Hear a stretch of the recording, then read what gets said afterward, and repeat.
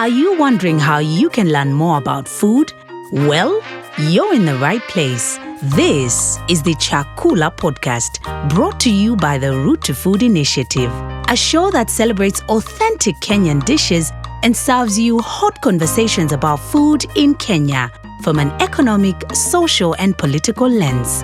Sema nasi kwenye social media at Root to Food on Instagram, at Root to Food on Twitter, and Root to Food on Facebook. And now, here's your host, Felistas Mwalia. Hi guys, and welcome to the third episode of the Chakula podcast. In the last episode, we had an interesting conversation on indigenous foods with Oyunga Pala. In case you missed it, you can still catch it. Karibuni sana. In this episode, we are going to have an interesting conversation on how food was a fundamental tool in the process of colonization. To have this conversation, we have with us Joe Kobuthi, who has been looking at this subject and has quite a lot to share. He is a production manager, editor, and curator at The Elephant. The Elephant is a Nairobi-based intellectual platform. Thank you very much for creating time to do this podcast. Thanks for having me. You have an interesting perspective on the intersection of the process of colonization and food. Share with us your thoughts on this and why you believe that food was a fundamental tool in the process of colonization. Thanks for that question. Really good question. Mm-hmm. We often talk about colonization, and we have tailored it towards the political and economic subjugation of our people. Yeah. But the reason why I tie food in particular to the process of colonization for two things. One is for us to get a clear understanding of what imperialism and later what we call colonization is and when it started. But two, to also get the derivatives or the forms in which colonization took place. For instance, if we're able to understand how food and its legacies have taken place, able to understand the definition of colonization, to also mean the political, economic, and cultural subjugation of our people by other people. Yeah. But importantly, if we look at the legacies of colonization, with the lens of food, we're able to know when it started. We often talk about colonization as starting from 1885, right? Mm-hmm. But if you look at, for instance, maize as a crop was introduced in Africa in the 15th century. Yeah.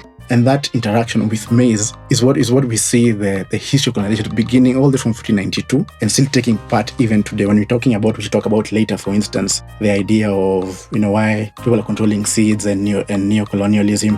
That is because still to date the logic of coloniality is still intact in society. So if we taking the lens of food, for me is actually a clearer way of understanding when imperialism started, how it pervades itself, and how it continues. If you take, for instance, the British who colonized Kenya, one is that the British were going around the world, particularly to look for resources. Yeah. There's a common joke that we say that outside of colonialism, British food is very bland. Curry food comes from India. There are very many staples that come from Africa as well, right? Yeah. But also we'll talk about even just outside of that, food colonialism as also a tool of also coloniality. And we see, for instance, in Kenya, Colonel Hertzegen, when he was conquering the Embu people, the use of scorched earth policy to break down the Embu people, to subdue them into the colonial economy, right? But also see even food imperialism as a tool of classifying beings, in particular Africans and other people who are colonized, where certain cultural practices were seen as native or barbaric of others. The consumption of tea, for instance, was seen as something of high caste, for instance. And it was also a way of classifying in a Hegelian framework, way of classifying the what? The native in a Hegelian framework. Hegel, the philosopher Hegel, how he classified the human species. And Africans were at the bottom of the scale and the white one at the top of the scale. So that classification also took place, also a culinary imperialism. So if you are native or African, in this case, and a good case is Charles Ambler in his book, Alcoholism in Colonial Kenya. Africans were taking some kind of brew, but the Europeans, in particular the church, said this is native, this is satanic. And then we need to take wine, like how the church were taking wine and bread. And that was classified as a higher culture. So when you study food and how its legacies, you realize it permeates the whole system of coloniality. Today we're talking about seeds and farming practices, but it's still the same logic of colonialism is still intact, because you can see clearly that coloniality is still intact with us. This is just conclude. This is the reason why I look at food and tied to the nexus of colonialism. It helps you break down and see the whole trajectory of what actually imperialism was and still is today. Wow, interesting facts. The fact that maize was introduced by colonialists, as you have said, what were the effects of the entry of maize on our eating habits and preferences, indigenous foods, and our farming practices? Nice, very good question. Yeah. I mean, some fun facts. Maize is Kenya's staple food, right? Yeah. But maize was introduced to Africa in the 15th century by Columbus. And the actual introduction of maize to Africa was actually the connection between two worlds. But it was the imperial Western world and the rest of, in this case, Africa. But in that interaction, which we rarely know, that interaction between transfer of maize here, what it yielded was, it actually was the exchange good of slaves. So when they gave us maize, we gave them slaves. For me, it's a fun fact that any country that is today, if you see maize is a staple, that's how deeply entrenched colonialism still is in that society. So, and we have seen it and how maize has morphed over there. I mean, even another interesting thing is because maize is a high energy food. So what it was good for labor markets. It was good for slaves. So you give the slaves, when you can export many of them. Interestingly is that maize until 1885, what now we call colonialism, now Europeans coming to Kenya, is when it was not introduced in what we now call the White Highlands, in central Kenya, North Rift, what we call the bread baskets of Kenya. Yeah. And the reason for that was because maize again was good for labor.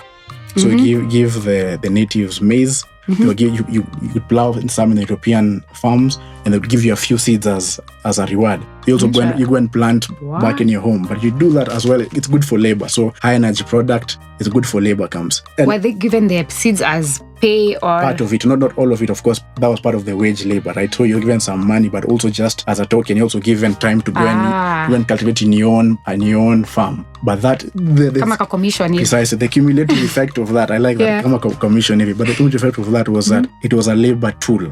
So that you give the natives maize, and it was good for labor productivity within the colonial system. So it took that fact within the White Highland, and today we see that still its legacies within, again, maize is our staple, but even in discussing earlier in our high school, that it's still, because it was still even in the missionary church and the missionary schools, to try and cultivate and convert this native into a caricature of a human being, to still play within the colonial system. So this is how it was. Maize particularly affected that. Farming practices, as well as Ayunga has mentioned last week in his podcast, permaculture and the integration between farms and nature was distorted, because what we did is that we went the exploitative capitalistic way of extraction of food, which is monocropping, etc. for extractive markets. But that has seen today, research is showing that once it's sustainable and it doesn't give you a diverse diet, but also even diverse, it creates a fragile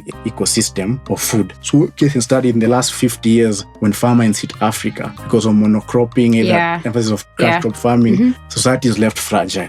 So the introduction of maize is I think we rarely think about it but actually for me it's the symbol of how coloniality is still intact today. But since you talked about permaculture and people leaving permaculture behind and focusing on monocropping, I think the reason as why more people are focusing on monocropping is because agriculture is now capital driven. Which is we'll discuss it further, but which is dangerous. We need to remove agriculture from the control of the market and take it back to the commons, where looking at agriculture and food systems as a public good. And because as we have seen as well, I mean, in not just even in Kenya, but even for instance in America, only 1% of the population, 1% of the population are what you'd call farmers. Mechanization and stuff, it creates a fragile society whereby it lends itself to control of capitalist monopolies, and as we have seen with companies controlling seeds, etc. And it creates a very fragile, because food is such a basic idea and item that it's very basic to who we are. When you're hungry, it's very basic to your humanity, and we can't delegate that to the market, or we can delegate that to the market or corporations. We have to remove it. It has to be part of the public commons. And this is why maize as well, we need to really think as a country whether we want maize as a staple. For one, what it represents, but to its fragility even as a crop. It's not as drought resistant as it claims to be. So anytime there's a famine or a shift in the ecosystem, particularly now with climate change, we're really part of thinking about even food nationalism or food sovereignty. We really have to even think about questioning whether this is a viable staple for us as a people. going back again, you've talked about monoculture and focusing so much on maize. Do you think that as Kenyans we've lost our food cultures, and to what extent? It's a mixed bag. I mean, it's a mixed bag. I mean, to a certain extent, we have, because of the introduction of other cultures and coming them food, particularly in the urban areas, some of the foods we eat, some of the taste buds we've acquired are very foreign, and that's not entirely a bad thing. But if you look at it in terms of, for instance, a good example is that out of 200 crops that were previously cultivated in Africa, we have lost all of them. We have at least maybe 20 that if you look at the food gene bank in Kikuyu, only have 20 out of the 200. I mean, talking about, the Ethiopian kale, talking about the spider plant in Africa. Yeah. And these were highly nutritious food crops that were very, very unique to our ecosystems. Yeah. But we have lost them. So to that extent, we have lost and certain maybe to things. add on that, I believe spider plant used to grow naturally. Precisely. Yeah. Yeah, to that extent, I've lost that. But to an extent as well, culture is resilient. So particularly if you go to the peripheries of society, you're able to see still vibrant food cultures. You're able to see, and some of them are even today, if you look at society, they're coming back. For instance, traditional burgers that we like to eat, but they're becoming even popular within urban markets. Yeah. And another interesting thing is the farther away you go from the East African Railway, the more indigenous and the more fantastic food becomes, because again, they were away from what you'd call the colonial belt. The farther you go from there, the tastier food becomes, and the better it also becomes. So the more nutritious. Precisely. So in that, I don't think so. I think it's a mixed bag, and I think even as people become more aware of their identities, etc., there's a resurgence of indigenous food crops within our modern ecosystems. Samir Amin, the late Marxist, in his book "Only People Make Their Own History," he says that in the last 15 years, there's been what he calls the Great Awakening. And this has been to a large extent because of the weakening of capital and the center. So as imperialism shrinks and its own contradictions, and it collapses, the peripheries, the outposts are beginning to reclaim their suppressed, lost, and hidden cultures. I think what we're seeing today is part of the conversation we're seeing today is the resurgence of people's cultures, and that's also taking place even towards their diets, etc. Yeah. Wow. Okay. Interesting, Joe. I have another question for you, but it's actually out of context of food being history. Do you think there's a lot of struggle to control food, seeds, and other inputs of production in Kenya? The simple answer to that is what the late Thomas Sankara said: look at a plate of food, and whatever you see is imperialism. So the simple answer to that was imperialism never ended. That's a simple answer to that. There's a simple answer why food is still want to control food. The more complex answer is that capitalism as a system its logic is extractive, its logic is control, and its logic is domination. And it desires to commodify everything it gets its hands on. So what we are seeing is just a continuation of the capitalist logic towards things that previously we didn't think things to commodify. We're seeing it as well. We've seen it as well with water. When we're seeing it with water, we've seen it with things, even air perhaps in the future, things that as human beings we thought are part of the commons, public goods thing. Yeah. So we are saying that's the more nuanced answer. For instance, the corporations 20 years ago, they controlled only 16% of the seed base. Now they're controlling up to 70% of seeds. We're talking about intellectual property, distribution, food control. So if we continue on this bizarre kind of logic, it'll be a point where, less than 10 corporations in the world will be controlling 90% of what we eat, how we eat it, how we sell it, and across the whole supply chain, which is very, very extractive. Yeah. And that's, I think, what I said earlier. We need to be very keen about, as a society, we need to put it towards a capitalistic logic of commodifying even our diet. We are all familiar with names like Delamere, Donholm, Zimmerman, all of whom were colonial big-time farmers around Nairobi. Have we succeeded to remove their colonial farming legacies from our midst? So I think it's a very, very complex question.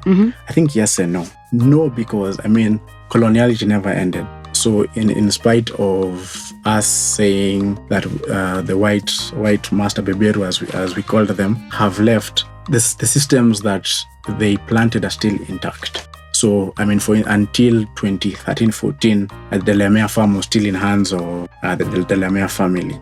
No, again, because even with that proposition of likes of Delamere, Donholm, etc., there has been integration between what some would like to call the global capitalists, the comprador bourgeoisie and the petite bourgeoisie. In our case, is our political class. Yeah. And there's been an arrangement of some sorts between the two of them and how they have perpetuated this coloniality. I mean, currently as we are speaking, Mordecai Ogada and Mbari wrote a book 2 years ago, The Big White Conservation Lie. And they actually documented how conservation in northern Kenya has been used as a land grab, right? And we are seeing it as like Kipia, northern Kenya, how we're actually seeing that actually a lot of land is being given to global corporations, and of course political families and entities are grabbing that land.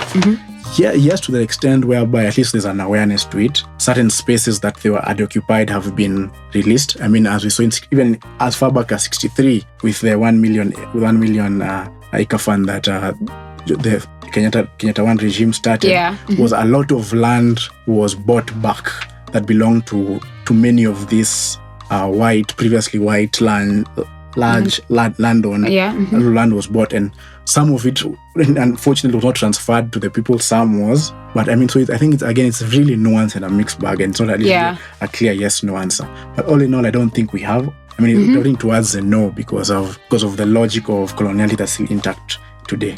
In closing, what are some of the interesting aspects of food and land utilization that you are seeing around us, and how will these shape the future of farming and land use in the near future? I mean, another interesting fact is that today, currently, Africa has 65% of all global arable land. So, I mean, you're looking at in a context where Africa might become, because we are unlike Europe and America, we're not an industrial society, we are an agrarian society. But we are not imposing, but that agrarian society is morphing and may become technologically advanced. Joe, maybe you can explain to the listeners what an agrarian society means. I mean, our base societal logic is agriculture. So our primary activity as an African society is that we produce food. Agriculture is our base economy. That's what I mean by agrarian. Okay. So when you now employ technology on that agrarian society, our society is going to develop with these two parallel sectors, primary sectors, agriculture and technology, with the employment of ICT, etc. We're seeing it with M-Pesa and all these other things. So how that will affect land use and agriculture is that we are likely to see the better logic is us emphasizing small-scale permaculture because small-scale farming, research has shown, is the best viable agricultural use in our society, right? Yeah. But also to do this, we have to start thinking about policies around the distribution of land. Yeah. Because we have seen also the pressures of land, also starting to see things, for instance, again, about agriculture, things about our supply chains. 75% of our food rots before it hits the market. Yeah. So we have to really think about things like markets, about storage, etc. Right?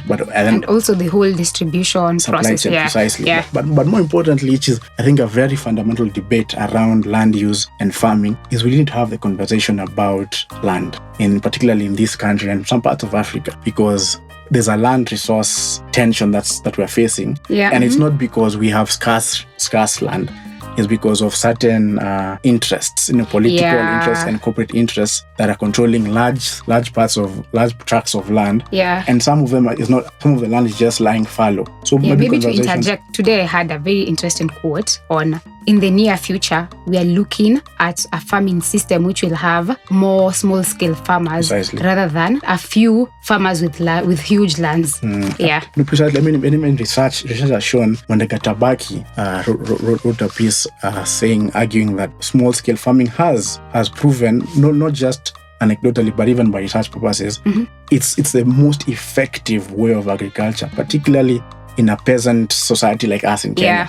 So I think, in a nutshell, even just to augment that, we also need to have a really robust debate about land reform, to release a lot of tied up land that's in the hands of politics and corporate interests, land distribution laws and policies, so that we can, a huge swath of the population can now begin farming and becomes a culture. So that's what I think in terms of farming and land use. As you give your parting shot, what role do you think Kenyans have to play in restoring and safeguarding food sovereignty? I think to start with, Kenyans are the victims, and have been victims of the colonial state, but also of capitalistic interest towards food and towards their farming practices. To start with, to move the debate along, I think Kenyans need to start having these conversations around and their indigenous crops, etc. Yeah. And hopefully these conversations can lead to a cultural revolution, because eventually we need a food philosophy. Yeah. We need a food philosophy for how we don't have a food culture. And eventually once we have a food culture, it'll become local, there'll be ownership. And there down the line, therefore, they'll bring dignity to ourselves as Kenyans, right? Because now we feel this is our food, our food culture, we own it. And that dignity is what I think, that situation of dignity is what I think will bring our food sovereignty. I have actually learned so much from you, Joe. We should organize another session. Thank you for your insights. Thanks for having me, Faith. Thank you so much for tuning in. See you next Friday for another exciting episode. Follow us and subscribe to our channel, Chakula Podcast, on SoundCloud and iTunes. If you have any queries, write to us on info@roottofood.org.